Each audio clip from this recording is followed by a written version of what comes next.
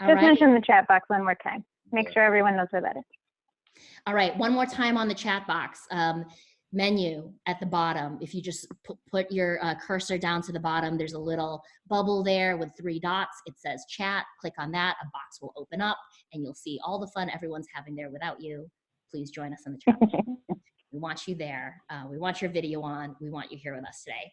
So what are we doing here today? I'm just going to talk a little bit about what the purpose of today's call is and what we're going to accomplish and try to do in the 75 minutes that we have. And then I'm going to be your MC today and pass you on to the other little boxes on your screen. But just so that we're clear right now, you are, let's see. Now I gotta share.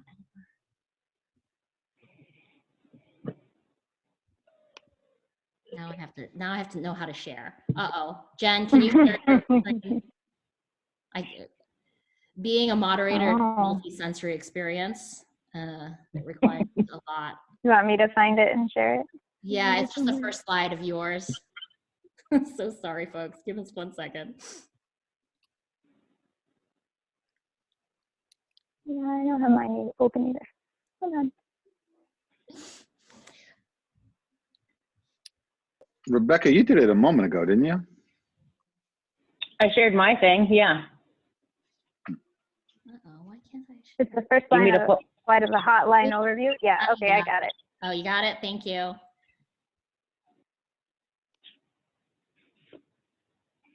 Okay, you got it open? Present. Oh, sorry, folks. Yes. So now, need to go back, share. Thanks, everyone. I can all see my desktop. Is that true? Yep. Yep. That's exciting. There you go. Hey, all right, here we go. Our goals for tonight's call. Just want to be really clear about what we're covering, and also just so it gives you an idea of what we aren't going to be able to cover. But our goals are for the fact that by the end of this call, we want everyone to walk away with the following. Number 1, we want you to know what it is that the Rogers Park Community Response Team hotline is and the basics of how it works. It includes kind of multiple pieces of different technology, but we want you to know what it is, what its purpose is, and the basics of how it works. The second thing we want you to walk away with is how you volunteer with us. And so there's going to be multiple ways of actually signing up and different kind of roles that people can play. The first role and kind of like the one of the lower bar to entry is to be a rapid responder.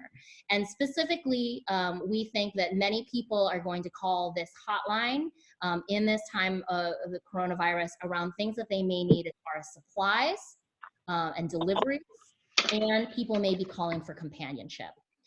So we think that there's 2 ways that people are going to be responding rapidly, and we'd want you to be able to know how you can sign up to volunteer to do that.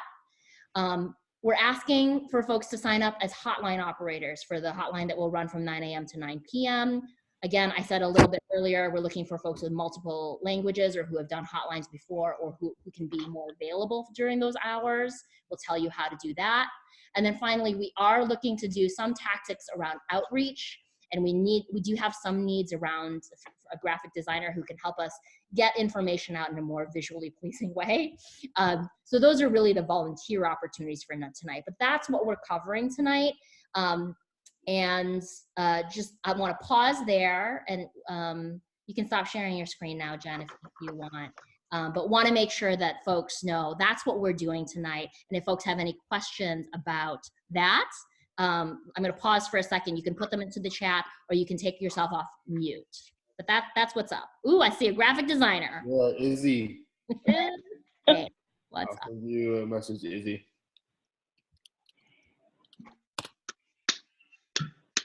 Awesome. Okay. Oh, another graphic designer. Hey, Ray. That's great. Okay, so that's what we're doing on tonight's call. The next thing I'm going to do is hand it over to Jen and Torrance to talk to us about, who this response team is, I'm going to ask Gabe to talk about the moment that we're in, and then Jen, what the basics of what we're doing here tonight are going to be around the hotline. Jen and Torrance? Yeah, thank you guys Hey, for. y'all. Hey, y'all. So I want to echo Marisa's thoughts. Thank you for taking your time in a very important moment in our lives. And I wanted to say that we have quickly put this group together.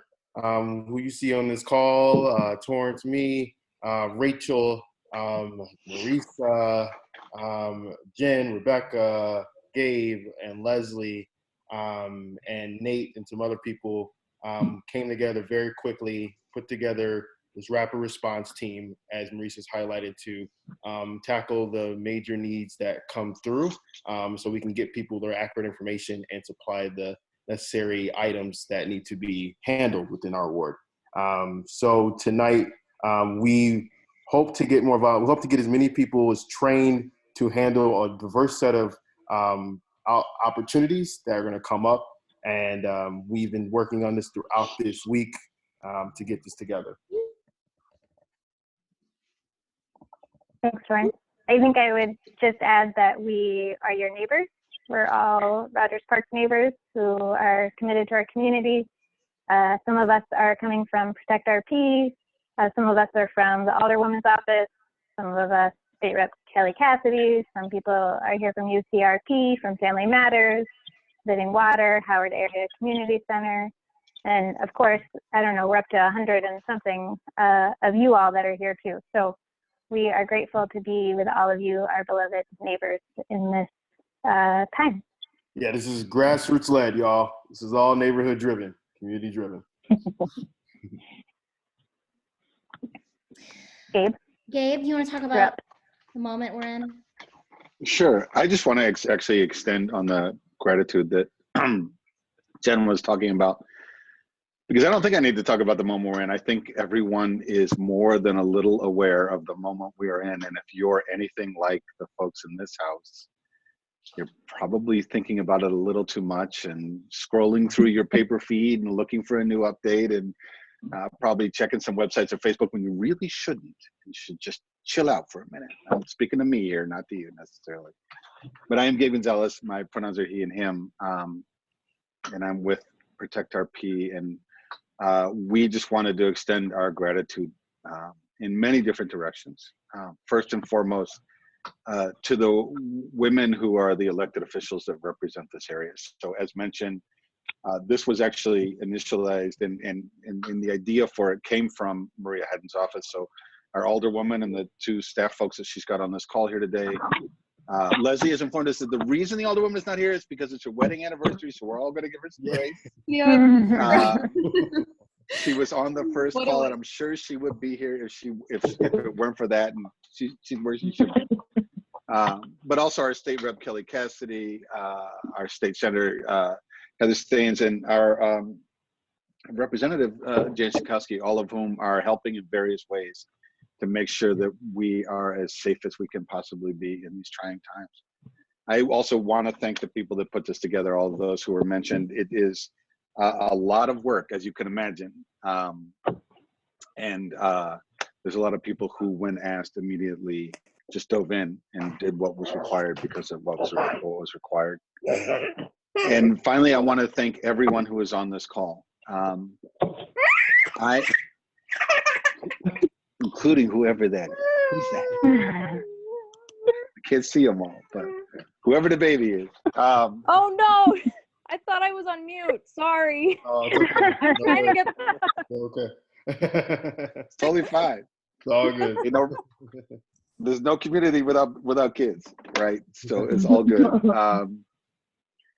Yeah, I want to thank all of you because you know, I and Marisa and many of the people on this call have been doing something involving community work or change for a very long time. And earlier today, I work for the Sierra Club currently, and earlier today I was on the phone with a bunch of people, and we were talking about, like, what can we do in this moment? You know, they're all organizers, communicators, digital people, and what can we do in this moment? And that is to be expected, right? Because that's what we do. I've got a cousin who's a fireman, and today somebody posted on Facebook, like, let's thank you to all of our first responders. And for the first time, it dawned on me, like, oh my God, my cousin is like, for real, putting himself in harm's way. But that's what they do, right? And what I was not expecting or prepared for were all of you, the hundreds of you, the hundreds of our neighbors who run to problems and not away from them. And so we are very grateful to all of you for taking time on this evening when you could be fretting or pouring a drink or making cookies or talking to loved ones through a screen. Instead, you're here thinking about what you can do for your community. And we're just very, very grateful to all of you. Thank you.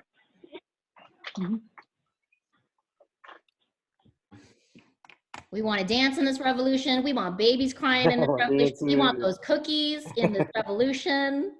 Thank you. Yeah. And whatever's in those cookies too. Jen, I'm going to go to you and then we'll just do quick logistics before we go to the hotline. Thanks, everyone. Great. Yeah, so just a heads up, as you can tell probably, as we're kind of ping-ponging back and forth, and those of you that were here early heard a lot of our earlier chats as well. We are putting this together as we go. We're figuring it out with all of you in real time as we go. So please bear with us. The documents that we shared you got by email, you'll notice are all Google Docs. That's because they are being updated, you know, maybe right now. So they will continually be updated. We have some new feedback after some calls that went through today that we would love to share with you. So we're learning as we go, and we are really interested in, you know, keeping this as the situation evolves. There's a lot we don't know, obviously, about what's coming, and there's a lot that we're learning. So we want to do that with you, and we appreciate your grace as we figure that out. And we already went over the agenda, so I think we're good with that. All right, good. There will be, I will say, I think that maybe you named this, but we're going to talk about the hotline and how it works. We're going to go through a basic protocol for the hotline, what it can do, what it can't do. Then we're going to talk about what it would be to be a rapid responder. So if you're going to be one of the people who offers companionship or one of the people that offers to provide supplies for folks, we'll talk about all of the how-tos of that. And then folks that want to stick around, and we'll talk about, you know, good people for this, a good fit for these types of roles, but folks that are going to stick around to be hotline operators, that will be sort of the last 20 minutes of the call, and other folks can take off before that. So the first 3/4 of the training is really the big picture, and also how can you start being a part of it right now. Awesome. Thanks, Jen. One more round of logistics, because now we are up to 115 participants. That means like over 200 people have joined us just in the last day to get this done. It's amazing. Quick on logistics, if you haven't joined us by video, turn on your video. We'd love to see you. This is being recorded. Join us in the chat if you haven't already. You can introduce yourself in the chat, tell us your name, your pronouns, where in the neighborhood you're from, what a highlight of your day was. And we are monitoring that chat. We also keeping that chat so that as questions come up that we may not get to on today's call, we'll be circling back around. And like Jen said, these documents are living, and we're going to be upgrading them with more information as we get more of your wisdom and things that we should be thinking about. Folks are muted. Thank you so much. And then check out that last email from Leslie with a lot of the links that we're going to be referring to on today's call. What am I missing on logistics? Otherwise, we should go. Let's go. Okay. Okay, Jen. Okay, so I am going to give you a big picture overview of how the, yes, great, look at that, that was so smooth. Big picture overview of how the network works. So it starts with a phone call. We have a platform that's called Bonjour, which I'm not going to go into a lot about that technology right now, but all you need to know really from your end is that those who sign up to be operators, your personal cell phone will ring with a call when someone is calling on your shift to be one of our neighbors is calling for help. So the first step, oh good, here we go. Okay, is the hotline call. So it rings, see, ring, ring, ring. Then you, with your super cool retro cell phone, answer the hotline call. And we expect, there's you answering the hotline call, our delightful operators with their intake forms ready to go. So an important part of the hotline process, especially from the operator's perspective, is this intake form, which you'll have up on your computer, hopefully, or maybe you'll be printing a few out. We'll go into those details more later, but that's where you're going to track all of the details that you get from the phone call. We expect that folks that are calling are going to be calling with sort of three main buckets. So the first bucket is information. Now, I'm kind of lumping two groups in information together. One will be someone is calling to tell you that they're sick. That person, you're going to pass along, you're going to give them the emergency phone number, the coronavirus phone number for the city, and they're going to get their information from there. We do have a few additional tips that we'll go over a little later if you're an operator. But that is more of an information type thing, since we won't be doing any health triage or first aid. Then the other people, which we've already gotten a few of these phone calls, are going to be calling for resources, are going to be calling to ask about whether the libraries are still open, which unfortunately they are, or they're going to be calling, with information about resources that they're trying to connect with in the neighborhood. So hopefully a lot of that information is already and will be even more available on our Rogers Park Community Response Team website that you can see there. We also have another document that we're sharing with operators where you can get some of those answers. So that's the first bucket, is information. The second bucket is folks calling to volunteer. I also had a phone call about that already today. If you get someone looking to volunteer, they got the phone number, but they didn't see that nice registration form that you all filled out already, we also are going to be making sure you have that link easily accessible so you can just get them entered into the system. The third bucket that we're expecting will probably be a good percentage of the calls coming in are people with needs. And we're putting those needs into two main sections. So there's people that are calling for supplies. We imagine supplies being things like groceries, like medicine, maybe like toilet paper. I laughed because I made the same joke on Monday, but hopefully they're not calling for toilet paper since we're a little limited on that. We might need to put out an all call to everyone to round up our toilet paper, but yeah, so either grocery supplies or perhaps sort of medicine or household supplies. And for those folks, we are going to hopefully be calling on a whole bunch of you. We already have, I don't know, about 30 people that are signed up in our little WhatsApp group that we're using to reach out to folks for supplies. And so the operator will reach out and say, hey, a person on Sherwin and Sheridan is looking for groceries. Who can go? And one of you in your red scooter will say, I can do it. And then you'll go and pick up the groceries and deliver them. Or perhaps you'll be walking down the street with your groceries. Maybe you don't have a scooter, but if you do, maybe you have a yellow scooter. So either way, you're going to find all the ways that you need to get what you need and to get there and make that delivery in a safe and prompt fashion. The other group that we imagine having is people that are looking for companionship. So these are folks that don't actually need any physical stuff, but they're feeling kind of isolated and a little bit, a little anxious, like a large percentage of us on the call right now, probably. So we want to also be able to provide that for folks that are feeling alone. So that might look like this very sweet elderly person talking on her super cool, I don't know if that's an iPad or a large Android, but talking on her electronic device to you, the very friendly looking volunteer. I should say neighbor, very friendly looking neighbor. Or it might look like one of you say looking at your computer playing chess and another one of you playing chess too at the same time in your own home. So we encourage you to think creatively about what companionship can look like, and we're going to go into that a little bit more detail. So again, we imagine after the phone call comes in, operators answer, and then people are either looking for information, they're looking for to volunteer, or they're looking for to address these needs. And that's where a large percentage of you will come in, either providing supplies and or offering to provide companionship for folks. What else have I said I would say? Hold on. Let me see. Did I effectively stop sharing my screen this time? Yeah. Yes. Great. That's the hotline. Yeah, so I think one other thing that I wanted to get a little bit clearer on is, so there are basically two different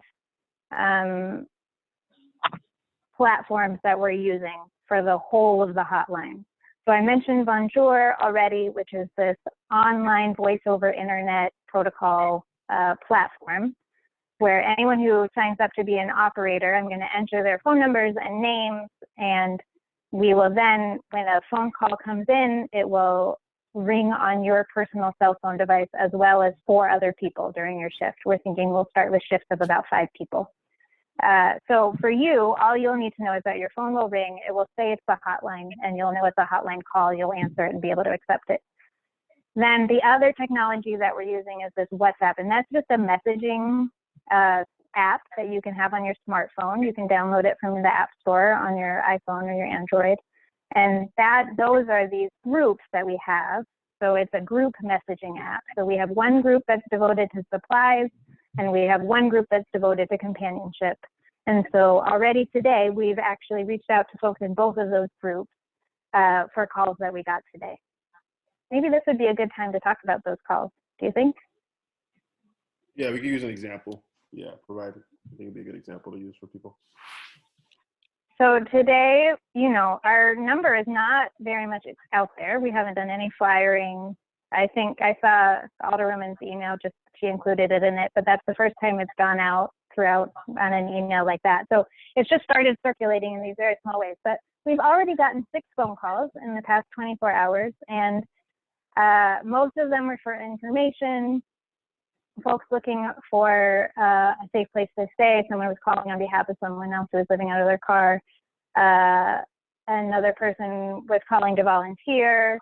And then there was one person that called on behalf of a neighbor who was 86 and needed groceries. And I received that one, and she actually offered to pay for those groceries. The volunteer did. And so I was able to put out a call on the WhatsApp. Someone replied, I don't know, 2 minutes, maybe not even 30 seconds later, to say they could do it. And went out and bought all those supplies and dropped them off to that elderly neighbor. It was all done in 45 minutes or something, in a very beautiful picture. And then another person called in. I can't remember. I think maybe you took it, Leslie, right? Do you want to describe that story? Yeah, so The companionship. Yeah, so it was kind of a two requests. We had a resident here. She's new to the country, actually. She is a refugee and, very scared and uncertain, has a newborn. And she called asking, how she can get set up with SNAP benefits and unemployment. So we were able to point her in that direction and let her know that there is some financial relief on the way, and that there are kind of some sweeping measures happening right now to suspend evictions, to provide people with a bit of financial relief, which helped her a bit there. But then she, mentioned that since she's new to this country, felt really alone and scared right now. So we went ahead and set her up with a companion who's going to be regularly checking in with her just to make sure that she's hanging in there. So we were able to put that through the WhatsApp, and somebody volunteered right away. It was great. So our hearts have been exploding a little bit with seeing everything in action today already, and we don't even have any additional hotline operators up. We're still very small, just figuring things out, but it's really sweet to see it work. Jen, we had a quick question. People asking of how to get connected to the WhatsApp group, if they've been already added or not. Yeah, no one has been added. We have 2 links that, what did we end up doing? That we're going to send out. Okay, we learned this on Monday, and I'm going to remember what we learned. I'm going to put a Google form in the chat box, which is going to ask you to please enter your information yet again. I'm sorry, I know it feels kind of like amateur hour, but it's the only way we can figure out how to do it. So we're going to add a Google form to the chat box. Please enter your information there and say whether you'd like to be in the companionship and or the supplies WhatsApp. They're two separate groups. And I will be happy to add you. We'll send you out all the links. In fact, Leslie will send you the links tomorrow, right? Mhm. Correct. Okay. Oh, are you on mute, Leslie? Yes. This time they'll come from the designated email for the response team. So keep your eye out. It's just Rogers Park Community Response Team. That's what it'll appear as in your inbox. So you will get links to sign up to the WhatsApps tomorrow. That's the easiest way for you to be able to access it from your cell phone. Any other questions that we need to answer now? I think that was the biggest one so far. Okay. Spreading Great. the word to people who do not have internet access. Somebody just mentioned it. Yeah, we'll be doing flyering is the next big outreach efforts we'll be doing. I know from our ward office, we have tons of materials. We're going to need definitely some help with that and getting that out. So we plan to reach out to a set of volunteers who were part of this call and part of the last call who are interested in flyering after this training. I will also say that we have created flyers that you can actually print out yourself and give out to your block. There's two versions. One version, you can put your name and, I live on the 6400 block of Newgard, for example, and here's my phone number, in addition to providing the hotline phone number. If you feel like this is an opportunity to connect with neighbors on your block and you would feel comfortable and interested in doing that. We'll also send out a version that does not include the personal information, but that you would be able to print from home as much as possible and flyer just the blocks right near your house so they're ready to go. We'll include that also in the email tomorrow from Leslie that comes with a WhatsApp link. Yes, correct. So we'll do sort of large scale, whole ward papering, flyering, and also really small scale, thinking that this is a really good opportunity for you to really connect with your neighbors. Whether you provide your phone number or not, that's up to you, but finding ways to just make this also really, really micro personal or micro whatever location. We just got an offer from someone who could possibly translate those flyers into Nepali and Hindi. Thank you so much. Thank you so much. Yeah. Those are the kinds Great. of things. We are trying to make this, there's some of these things that need to be centralized so that we're really handing off the best kind of information, most accurate from the collective wisdom. And then there are things like this flyer that Jen talked about where, you can personalize it and really get to know folks. And this is an opportunity to start building community with the right distance as well. Romanian, I love it. Yes, Awesome. Love that. I'm going to keep us moving because we still have a lot to cover. So now that Jen's told us the basics of how the hotline work, keep asking questions in the chat. We'll do our best to kind of keep the conversation going there. But now I'm going to turn to Rebecca Cam. What's up, friend? She is going to talk to us about some basic protocols if you are playing the responder role. Rebecca, go. All right. Can everybody see the awesome PowerPoint that I created for the first time ever in my entire life? Wow, really? I couldn't tell. Very good. All right, here we go, folks. As Jen mentioned, we are anticipating there being two types of sort of rapid response volunteers. And so we have come up with protocols and policies for those.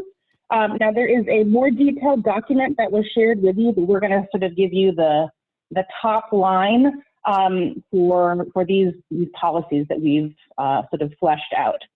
So if you are going to be on the supplies side, so a delivery person, Torrance, I think you're going to take this one. Yes. So I know there's concerns of what does driving supplies around the neighborhood mean. We do not, and I want to repeat, we do not want you to have physical contact with receivers of aid. So I know some folks like were confused on what that meant. This does not mean to have physical contact. So what that would look like is a hotline operator, as Jen said, would get a call. You would then fill the intake form out. From that form, you would reach out to the WhatsApp group, and within that group, who are drivers, someone would volunteer. We would do a private chat of that address, and you would then perform the action. So there should never be an exchange of paper money.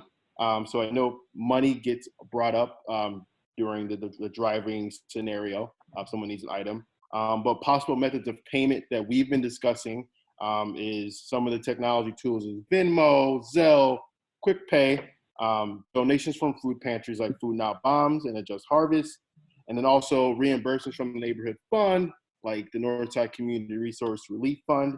We're looking at those type of options to help reimburse. There has been cases where I've heard where folks just want to do it out the kindness of their heart and do not want reimbursement.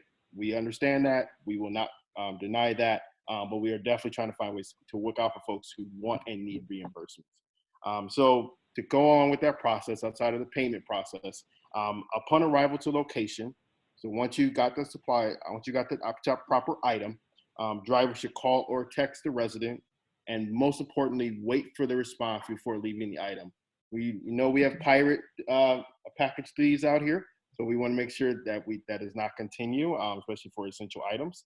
And then due to keeping sanitation and social distance norms upheld, driver must wash their hands or use hand sanitizer after every delivery stop, and possibly try to use gloves.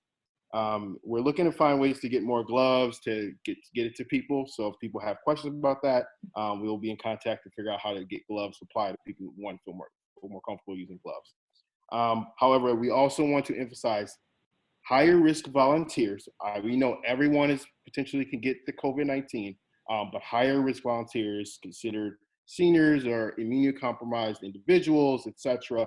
We do not want them to perform deliveries for the sake of their health. So we definitely want to emphasize those important protocols. And those are very, very protocols we wish to be followed for the safety of our community. Great. All right, so moving on to the next type of volunteer we think we'll need is companionship. And FYI, these photos are all from the murals in Rogers Park, so Rogers Park rocks. So all conversations will be restricted to phone calls or some sort of electronic meeting platform, sort of reiterating what Torrance said. Under no circumstances should like any in-person anything really be permitted, especially not for companionship. It's going to be over the phone or electronic meeting platform. We want to make sure that everyone is safe and healthy. Conversations should remain appropriate and consensual at all times during the call. In a case of harassment, I mean, honestly, do not hesitate to report it to us. Send it to the rpcrt49@gmail.com email, and we will sort of follow up with that. This is just sort of common policy for anyone who's ever worked on any sort of hotline or phone system. Feel free to hang up at any point if you feel you need to end the call. That is absolutely fine. Your health, mental health included, is absolute of the utmost priority. If a person expresses health concerns for themselves at any point in the call, we're not expecting you, of course, to do any sort of health services. We encourage you to encourage the resident to call the Department of Public Health hotline. That is numbers throughout all of our documents as well. So just make sure that they have that number as a resource for them. All right. If a volunteer interacts with an individual with COVID-19, so any volunteer who knowingly comes into contact with an individual who is infected must immediately begin steps to self-quarantine.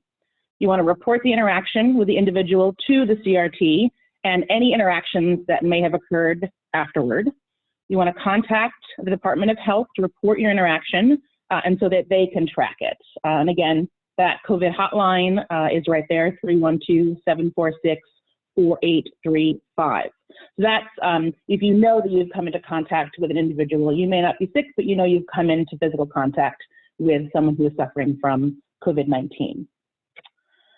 If you fall ill as a volunteer, any volunteer that feels any sort of flu-like symptoms, we really encourage you to self-quarantine. You should restrict all of your activities outside of your home, except of course for getting medical care. If you are lucky enough to have one, contact your primary care physician and of course the Chicago Department of Public Health. One of the resources in the community resources document says that if you don't have access to healthcare or a primary health care provider, I believe, Leslie, it's Howard Brown, is that correct? Or Heartland? I forget which one it is off the top of my head. Heartland Health, you can reach out to. They're just on Devon. Give them a call first. They might refer you back to. They're changing things daily. I spoke with them today, but give them a call. Great. So that's if you don't have access to healthcare. There is a link on the main policy document that has a link to the CDC's recommendations for guidance on what to do while sick. That's probably the most active and or accurate and up-to-date resource for guidance on the coronavirus. So definitely bookmark that. And then absolutely share volunteer interactions for the previous 2 weeks with the community response team, because then we're going to want to go back and make sure that everyone you may have come in contact with through the volunteer process is notified. All right, so now we're going to open it up to questions. So we got a question, Rebecca. What if someone needs a ride to a medical appointment? Are we not going to provide that? And I would say, no, we are not. Again, we wish to make sure people do not have direct contact at this present time. We want to uphold social distance standards. If somebody needs, Yeah, so, sorry, go ahead. somebody needs a ride to a medical appointment and they don't have a way of getting there, they can contact their doctor's office to see if they can get any arrangements made for them. They can contact the Chicago Department of Public Health. If it is a medical emergency, they need to call 911. And if they think that they are potentially infected or are positive for COVID-19, they need to let that know to the dispatcher so the responders can wear proper protection. And if they are able to wear a face mask, that's the recommendation right now.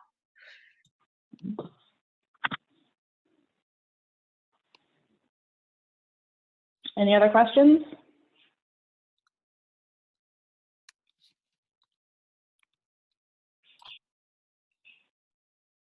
Someone asked about if it was a non-COVID related medical appointment, and I think our answer is still the same, right? Because we're really strongly recommending just because we're not doctors to affirm that how that person stick their in. We don't want to put people at risk for that. Yeah, or what state we're in. Really want to emphasize the need for social distancing right now. Some people have delayed responses or symptoms. Some people are asymptomatic. So the symptoms are varying in individuals. A lot of it's by age group or other health conditions. So please, I know that we want to help, but the best thing we can do right now to help also is to make sure that we are following recommendations of social distancing and limiting our contact with other individuals. Especially because asymptomatic individuals, of course, they're not showing any symptoms. So we do not know. Do not want to take those risks. Yeah. Maybe I'll add a couple of things that I heard today from someone who did make a delivery call and some tips that she gave. I think most of her tips were really, well, no. Okay, so folks that are getting connected to provide supplies to people, the way that it's going to work with the operator is not going to get any of the details. The operator is going to get their location and their contact information and sort of a general sense of what it is that they're looking for. And then they're going to pass it on to you. So folks that are in the supplies WhatsApp, you know, like I said before, we'll send out a message saying, looking for someone who can go to Sherwin and Sheridan to do the grocery delivery.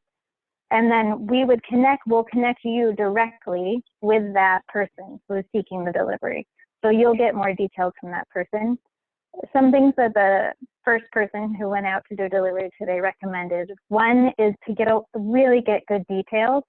So for example, her person asked her for rye bread, and she went to Jewel and they were almost out of all the bread. They did apparently have like 2 loaves left of rye bread, so she was feeling very good about that. But I mean, a good thing that we had not thought of is there's a good chance they're going to be out of the things that folks are looking for. So one is to get details if they have brand, preferences, get those brand preferences, get a sense of what size of things they're looking for, if they want a half gallon of milk or a gallon of milk, things that we don't think of because we usually just do all the shopping ourselves.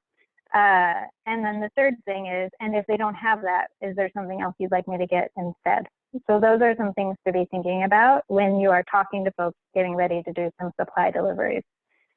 Another thing, so like I said, she ended up doing a Venmo with the neighbor that was providing the groceries for the other neighbor. But she took a picture of the receipt with her phone and was able just to text that to the original caller. So they were kind of working from the same conversation. They knew what they were talking about. So then that person then Venmo'd her to reimburse her.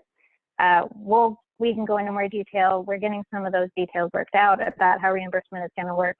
We'll be providing more information about that as soon as we have them. But just one I thought was to be taking pictures of the receipts of the stuff you're buying. And then finally, and this someone asked about doing medications, delivering medications, which made me think about this, disinfectants and Lysol wipes. So she said that she had some wipes and she wipes everything down that she touched and that likely gets touched when it's in the store, and then basically like held onto the wipe while she delivered it to their front step. So she had asked, and we haven't talked about this on the core team yet, but she had asked if there'd be a way that we could provide Lysol wipes for people. I don't know how we're going to do that if we have 60 people signed up to give deliveries, but so I would say if you have disinfectant of some sort, then please plan to have that with you, or sanitizer of some sort, and try to wipe things down with that sanitizer and paper towels as much as possible. I assume that would be the same for doing a medication delivery. A lot of this, again, is really neighbor to neighbor stuff that is so gray that we can't give you very black and white answers because it's going to be really nuanced and on a case by case basis, depending on your situation and their situation. But we're trying to kind of provide as much information as possible to make it, go as smoothly as possible, recognizing that we can't plan for everything. So those are a few things that I wanted to add if you're considering doing supply deliveries.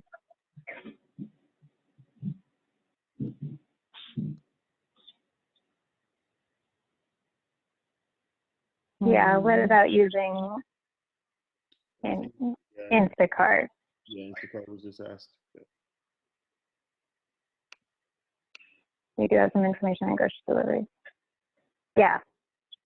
So I think folks, I don't know. I do think it's a different situation for people to have it delivered by a neighbor, even if they're paying for it themselves. I guess Instacart is often neighbors too, to be fair. But and we do expect that also a lot of the people who will be calling the hotline will be people that are elderly and might not be people that are accessing online Instacart type platforms. So it would be for someone like that. There's a question about, is there any feeling that folks doing supply runs should already have been self-isolating for a while? And I just want to say, like this, as Jen just said, we're asking people to really use their best common sense, that if you think that you might be vulnerable in some way, or might, who knows, have had contact with someone, then please don't deliver. Don't volunteer for delivery. That's really it. It's going to be self-selection is really what it is. We're not going to sort of gatekeep that. There's no way for us to do that anyways. But we're really asking you all just to step up and say, like, I can't do that for this week, and that's totally cool. Absolutely fine.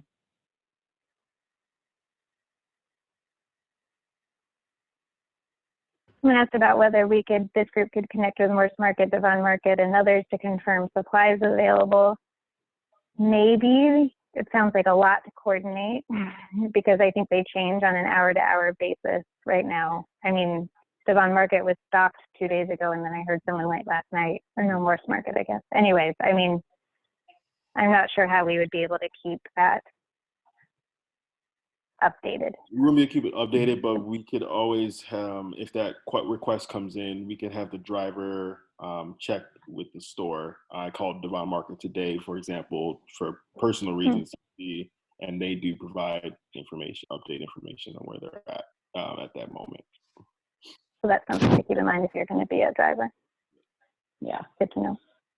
And just one more question. Someone asked if you would know in the payment situation before you went to the market, before you accepted. Yes, you absolutely know the payment situation before you go to the market. That's the whole point of this, that you will have contact with the person who called in.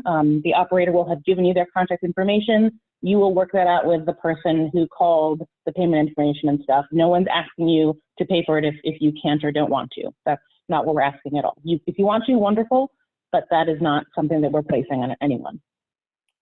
And to answer Danny's question real quick, we know of the 48th ward is creating a response team.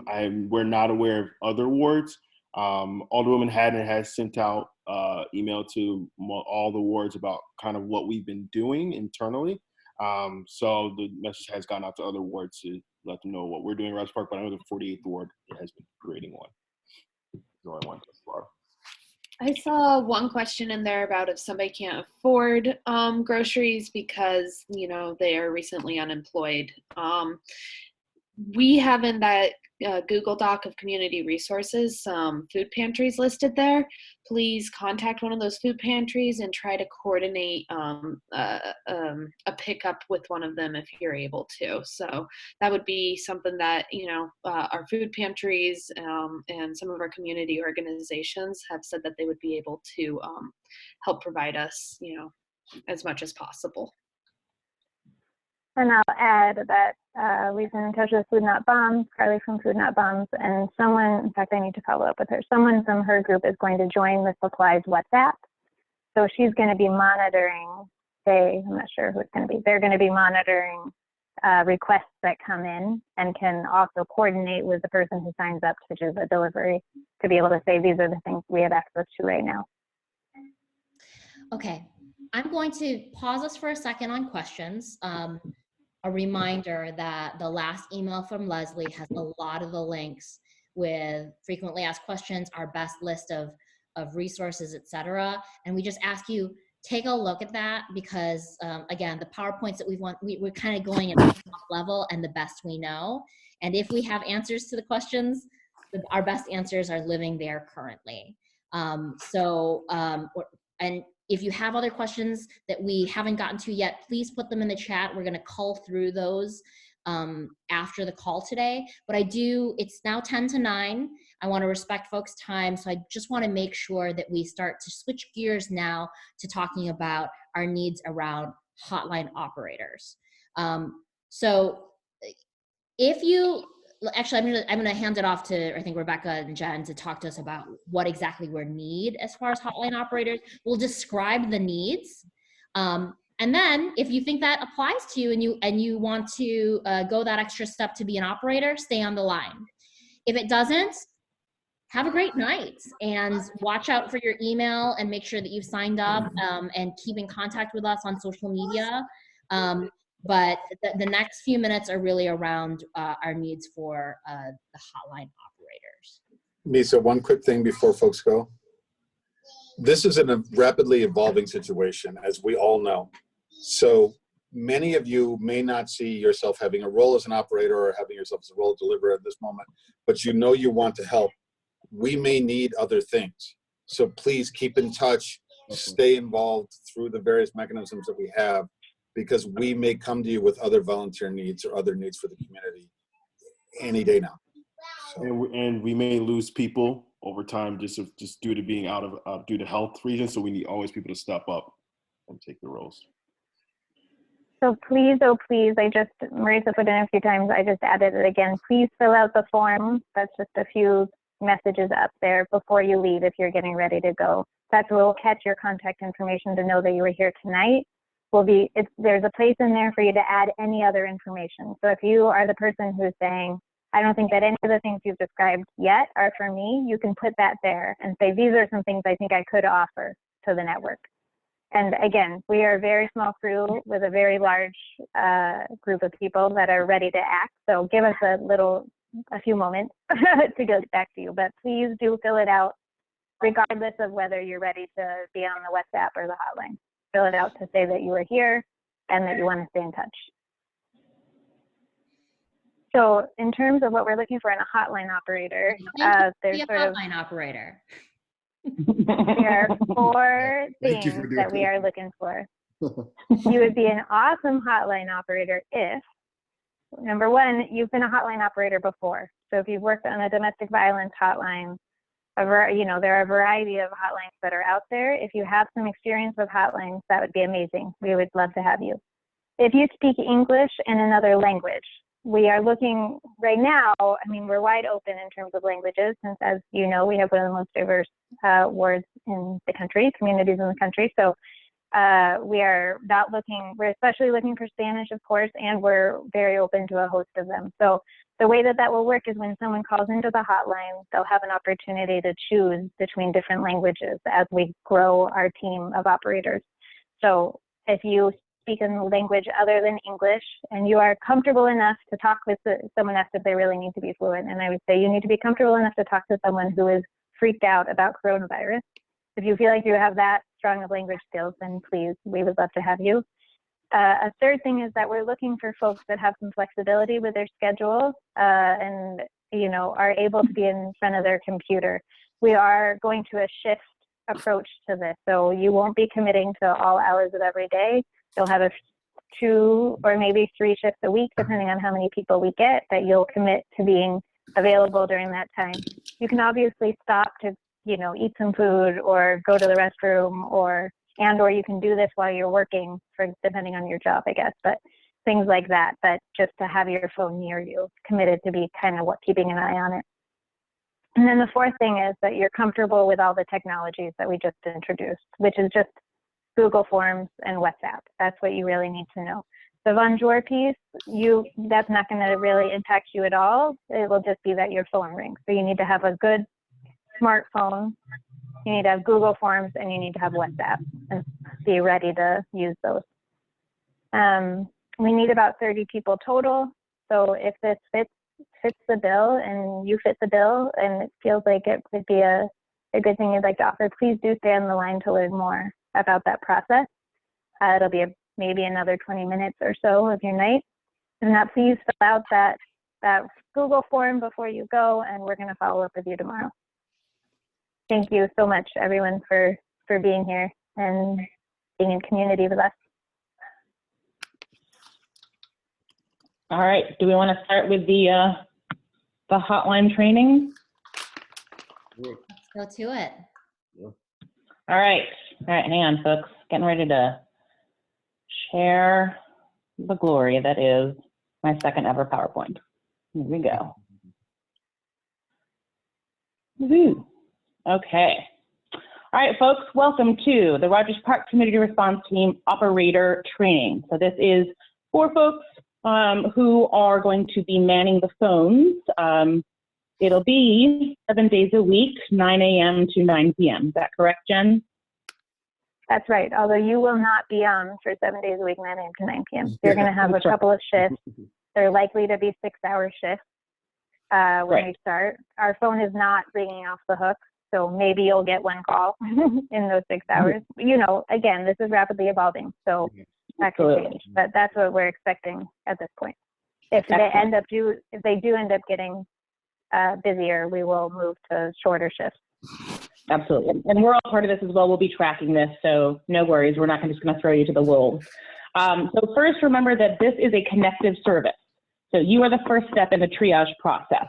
Once you have gathered information from the caller, you are passing on that information, especially if it's one of the sort of service calls, to the appropriate WhatsApp volunteer group, who will then follow up with the caller.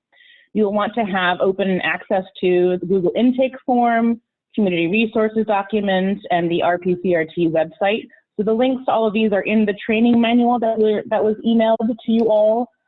Here's just a little handy visual of what part of the call intake form looks like, part of what the community resources Google Doc looks like. You're definitely going to want to have that hotline plugged into your phone and just memorize rpcrt.org. Super helpful. All right, so general protocol. If anyone calling has questions about Rogers Park Community Response Team, you can just read or summarize what is on the website, which is basically what Gabe talked about at the top of the evening. This was started by Maria Haddon and a bunch of community groups that came together to basically help out our neighbors in this completely sort of insane time. Be friendly, but don't get into long conversations. Mostly just we want to make sure that we're not on the phone for a super long time, but also sometimes reporters don't announce that they're reporters, and we want to make sure that you don't have to worry about that kind of communication. That's for the response team to handle that. And we are not lawyers or doctors. We're just neighbors who want to help. So hopefully this is sort of as low stress as it can be for you all. All calls should be logged with an intake form. I cannot underline this and stress this enough.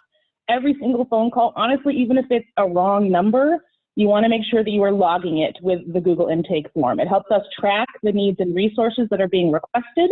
This is still in sort of the beta stage, so we need to make sure that we know and are addressing the needs that are coming in. And also, it allows us to track which volunteer is doing what and then follow up if that becomes necessary. So these are the 6 basic calls we think are going to come in on the phone. 1, I am sick, I think I might be sick. So someone calling in thinking that they might be sick, remain positive. Remember that they probably are super scared, and kindness will just go such a long way in helping the situation. You want to make sure you get the complete contact information and put it into the intake form. You want to make sure that the individual is aware of the CDC guidelines. There's a link to that in the training manual. You definitely want to make sure that they are self-isolating, and make a note if they are non-compliant. Make sure that they have access to the CDPH 24-hour hotline and the email, which I understand that it's pretty busy, but that is there for them. So once you've sort of discussed the importance of things like self-quarantining to make sure that they don't spread the coronavirus, then you want to conduct sort of a needs assessment with them. Again, use that input to determine their needs. Do they need a prescription picked up? Do they need food delivered? Do they need companionship? Then you would disseminate this information through the WhatsApp channel for a volunteer to help. 2, I think someone else is sick. So this could be a wellness check, or it could just be I saw someone coughing on the street and I think that they have the virus. So if the caller has contact information for the individual, get contact information for both and input into the intake form. If the caller does not have contact information, gather as much as you can. So what are the cross streets that they are at? What's their age, mobility, anything that they can get to put into the intake form. And then you want to encourage that caller to contact the Department of Public Health hotline. As soon as we know more about what sort of other steps there should be, we will let you know. But at the moment, that is the process that we are implementing. Number 3, I have general questions. So these are probably going to be some of your longer calls. I took one of these today, and it wasn't super long, but it definitely came in over 5 minutes. But this is where the website and that community resources Google Doc are super, super handy. There are so many resources there. It is updated pretty much daily, so take the time to read it. So you don't have to memorize information, but at least you'll know where to find it. We are anticipating questions concerning local services, such as food sources, delivery options. But again, this is evolving. It's not, we don't actually even know necessarily what kind of questions you may be getting. So the more information that you give to us in that intake form, the better it is for all of us going forward, the more informed we are. If you don't know the answer or can't find the answer to the caller's question, do not panic. You can put them on hold or tell them you'll call them back and reach out to the team for help. That is absolutely fine. No stress whatsoever. Number 4, I have a specific need. So this is the type of call where someone is asking for something specific and you are going to be connecting them with one of the WhatsApp volunteer groups. It is imperative that you find out exactly what that caller needs, just underlining what Jen said before, because then you're going to be passing that information on to the appropriate WhatsApp group. Once a volunteer has sort of stuck up their hand and said they will help, you're going to message them privately on WhatsApp with the caller's information, and they will take that over, that whole thing over from there. Please remember to get the WhatsApp volunteer's name. You can add that to the Google intake form. This absolutely helps us track which volunteer is helping with what. Again, it just keeps us all accountable. And just a special note, because of the diversity of our neighborhood, just make a note if they prefer using a language other than English. That way, when you're messaging a WhatsApp group, you can say, hey, this person actually is more fluent in Polish or Urdu or whatever the language is. So maybe that volunteer can raise their hand. Number 5, I want to volunteer. Well, we had 117 of you here tonight wanting to volunteer. So our RP neighbors are pretty awesome. Take down their name, all of their contact information, languages they speak fluently or close to fluently, how they'd like to be involved, phone operator, driver, anything else, anything kind of skills that they want to share with us. After the phone call, you're going to enter the info on the volunteer form on the RPCRT website, that rpcrt.org. Just go ahead and fill out that form for them. They've done the work of giving us a call. We might as well just fill out the form. Someone from the community response team will reach out to them. You're also going to fill out that intake form. So remember, no matter what the call, you're always filling out the Google intake form. This, you would fill out the volunteer form as well. And then number 6, other calls. These could be things like organizations wanting to collaborate or coordinate with us, businesses considering providing resources, or someone wants to make a monetary donation. We say yes to all of these things. Again, it goes into a little more detail in the training document, but basically it's a big yes and a big thank you to all of these, with grabbing all the information that we can. With the media, we recommend that you just say you don't speak on behalf of the whole organization. Definitely take down their information, ask what their deadline is, make sure that they know that we just need to keep the line free for folks who actually need to use the hotline. That's usually the best way to keep the conversation super short. You can absolutely share the RPCRT email and just sort of end it on a nice note. So glad you called, happy to put you in touch with someone from our team.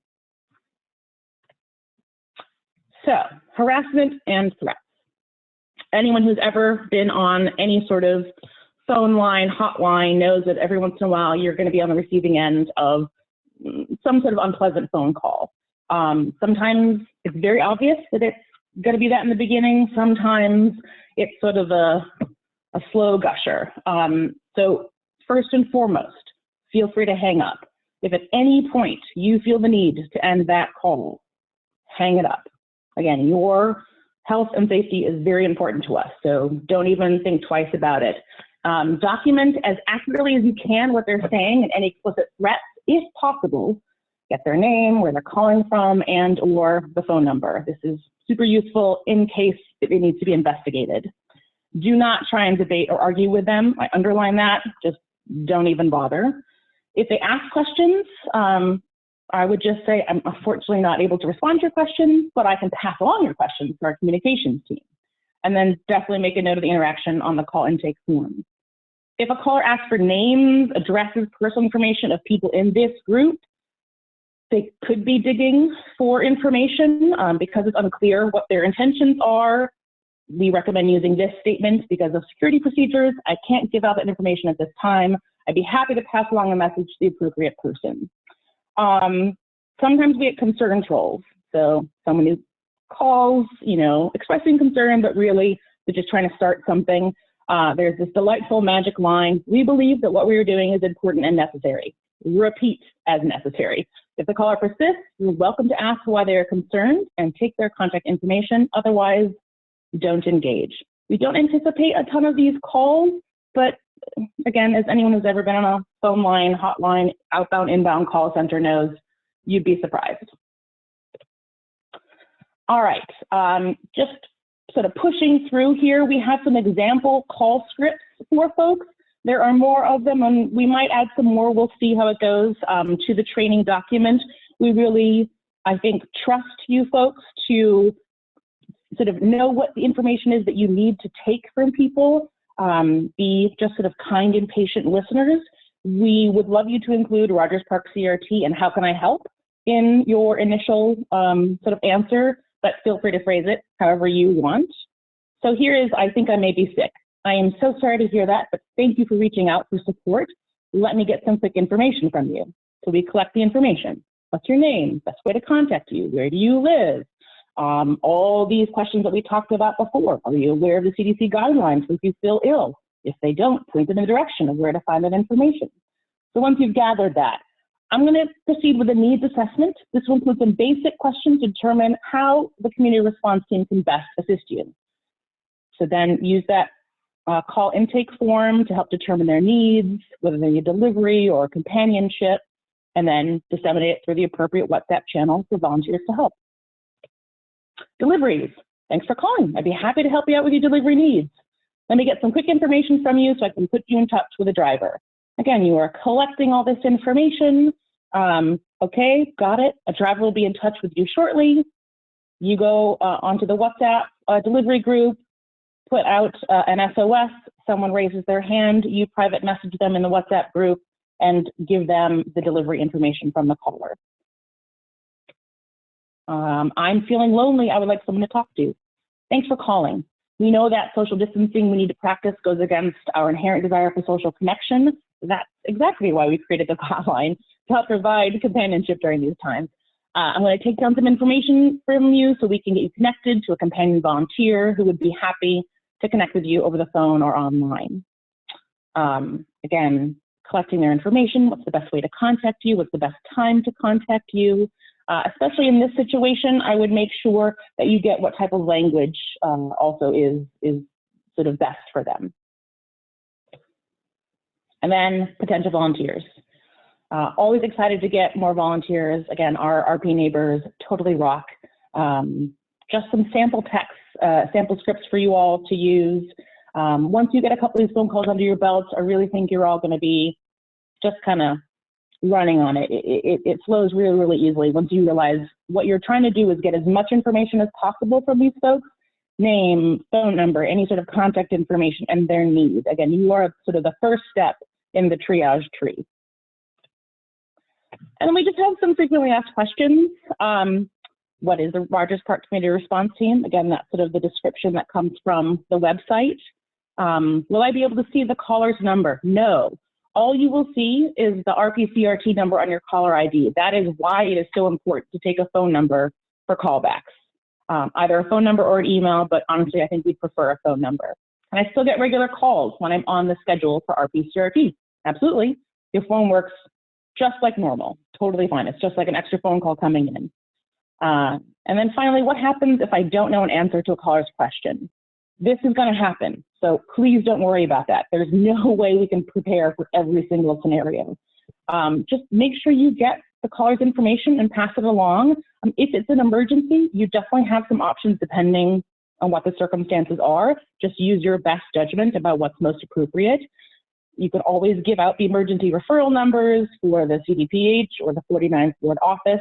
And again, as we mentioned before, you can also just get the caller's information, reach out to a core team member, and then get back to them. Absolutely fine. Do not freak out about it. All right. Are there any questions?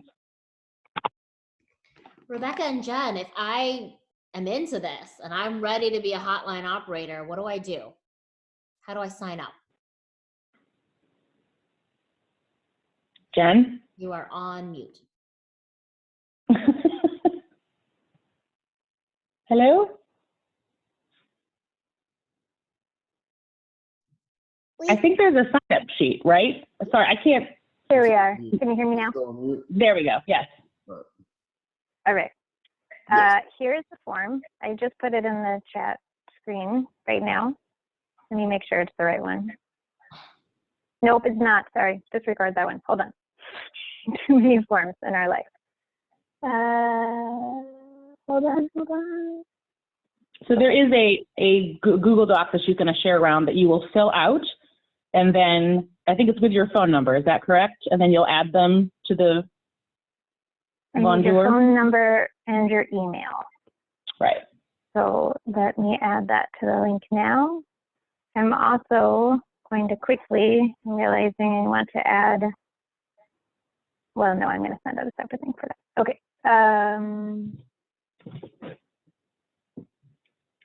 So where did you go?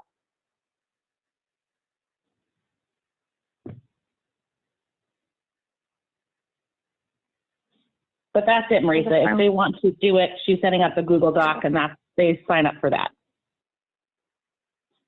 Okay, you're going to fill out this form. and that's right. There you go. Hotline operators.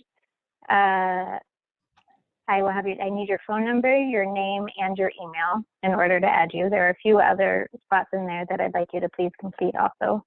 A few other questions. And then I'm going to send out probably a doodle or something of that sort tomorrow to start thinking about shifts.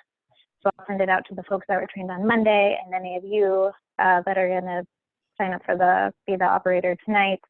And we'll start thinking through how many shifts we'd ask everyone to take.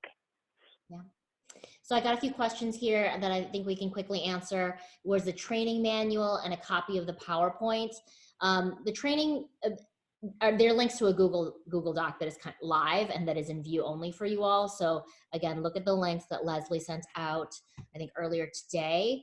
And I think that we can send out, Leslie, is it okay? Can we send out our kind of updated PowerPoints as well? Yeah, of course. Yeah. In the follow-up email with the WhatsApp groups, the links, we'll go ahead, we'll resend the training manual, the resources, all of this stuff, the policies, and then these PowerPoints too.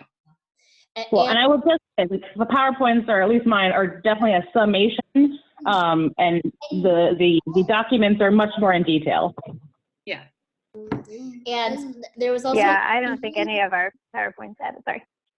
But there was a question here about flyers too. Our plan is also to include those as attachments. That's right. We've already gotten 5 calls, and the number really hasn't been out there for very long or through many avenues. So the way that we really get it out there, especially for folks who are not really on social media, is these flyers. And again, the reminder here is that it's a really simple flyer. There's one that just simply has the hotline number and what it is, right? You can print that out, maybe pass that around to your neighbors, put it underneath their door, or just tape it to their front door. There are a lot of different ways that you could do that. There's also one that you can personalize, and this is just Jen's really awesome upgrade, which is just so you put your name on it, your address, and your cell phone number, and say, hey, if you want to be connected, I'm your neighbor. What a great opportunity to just say, hey, I'm here for you. Definitely. Leslie's also shared our email address. That is rpcrt49@gmail.com. Again, if there's anything that we haven't really addressed here, but for the most part, the links that you've seen tonight, which are one to sign up for the WhatsApp groups, and the other, if you're specifically wanting to be a hotline operator, those are ways that you can get connected today.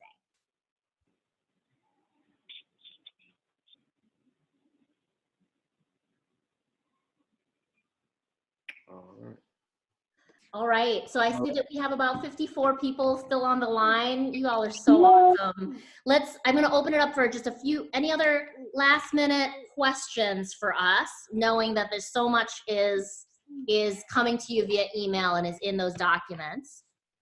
Shauna, I want to address this one. We're trying to, just because of limited bandwidth, we're really trying to keep this to Rogers Park, West Rogers Park. I think Alderman Vasquez is probably going to launch something similar to this, so I would recommend following up with his office to see if they have anything in the works for the 40th Ward. Exactly, yep. Okay, Yeah, that's so that great. goes for the 48th Ward as well. So folks who live in Edgewater, they're doing community response team in Edgewater as well. And I think 33 down in like Albany Park is doing it too. But Connie I'm had right a on question the, about rep. Go ahead. I was just gonna say I live right on the edge, so is it okay to go ahead and volunteer, or do you want me to switch streams and try to help support it in the 40th Ward? You can volunteer. So. we are Yeah, happy to have you. yeah, we love more volunteers. Yeah. Okay. And it's only one fight. We're just trying to split up the area. No, I agree. I just meant, like, would it be better to try to like duplicate in my ward, if that would be helpful. But yeah, I'll move forward and volunteer until those opportunities become apparent. Yeah. Leslie, we had volunteer a with us for a question. couple of weeks and then jump ship. Yeah, maybe they got a better system, and if they do, just tell us privately. Don't tell everybody.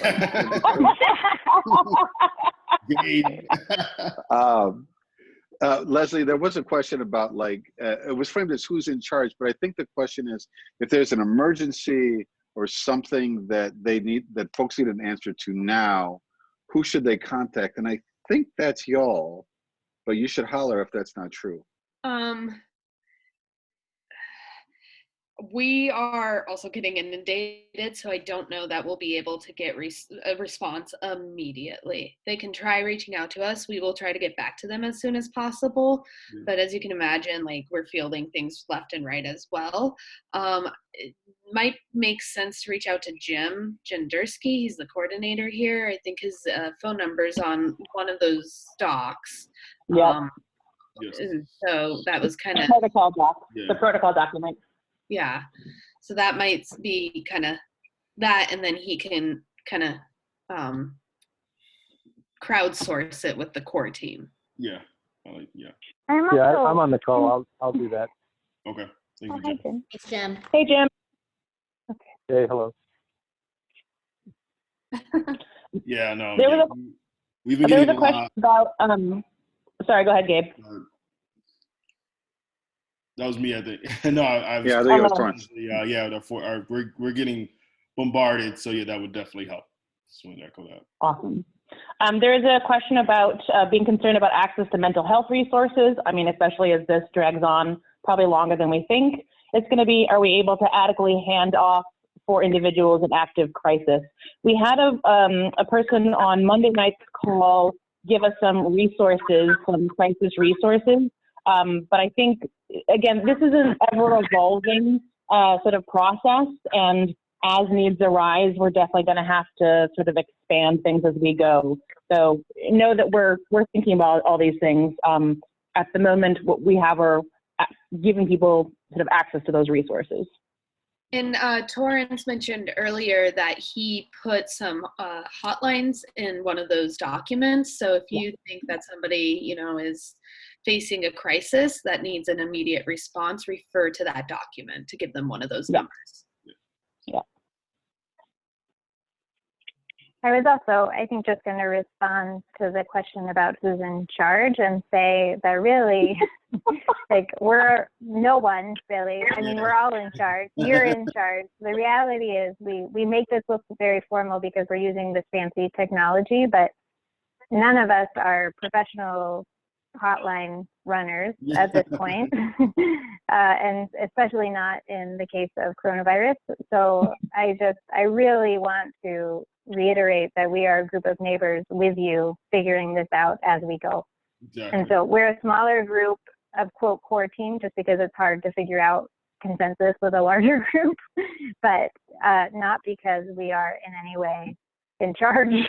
Yeah, no, So thank you, Jim, for being willing to take calls. And I just want to say, I think you all need to self-select in and out and also trust yourselves and trust your neighbors. And it's all very gray, and we're going to figure it out as we go. And only do things that you feel comfortable with, and don't do things that you don't feel comfortable with. Yeah, no, this should be empowering. This is all hands on deck here. All right, folks, we have come to the end of our time together, but I would love to just use the technology that we have, and I would just love to do a collective, like, rah, rah, make some noise. If you want to take yourself off mute, you also want to dance in the screen, take yourself off mute right now, and let's Let it out.